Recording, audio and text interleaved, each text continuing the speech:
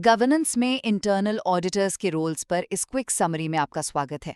आपको लगता होगा कि ऑडिटर्स सिर्फ गलतियां निकालते हैं, राइट? पर असल में वे बोर्ड, मैनेजमेंट और एश्योरेंस प्रोवाइडर्स के बीच परफेक्ट कोऑर्डिनेशन बिठाकर ऑर्गेनाइजेशन की ओवरऑल गवर्नेंस स्ट्रैटेजी को मजबूत बनाने का क्रिटिकल काम करते हैं। पहला, कोर रोल और सिनर्जी। देखिए, चीफ ऑडिट एग्जीक्यूटिव यानी CAE का मेन काम स्ट्रेटेजिक डिसीजन मेकिंग और रिस्क मैनेजमेंट ओवरसाइट को इम्प्रूव करना है। अब अगर गवर्नेंस कंट्रोल्स पहले ही किसी और ऑडिट में चेक हो चुके हैं, तो क्या फिर से मेहनत करनी चाहिए? बिल्कुल नहीं।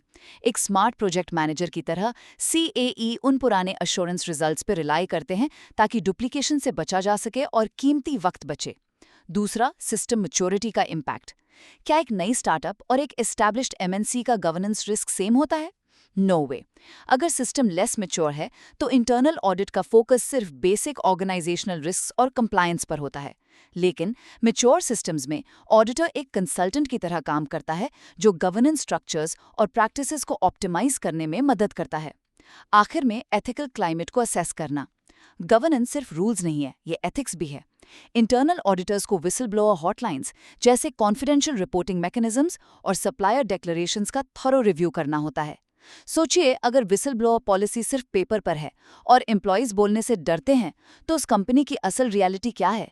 तो याद रखिए, एक मैच्योर इंटरनल ऑडिट फंक्शन कोई कंप्लायंस चेक बॉक्स नहीं, बल्कि किसी भी ऑर्गेनाइजेशन की एथिकल और स्ट्रेटेजिक फाउंडेशन का सबसे मजबूत पिलर है।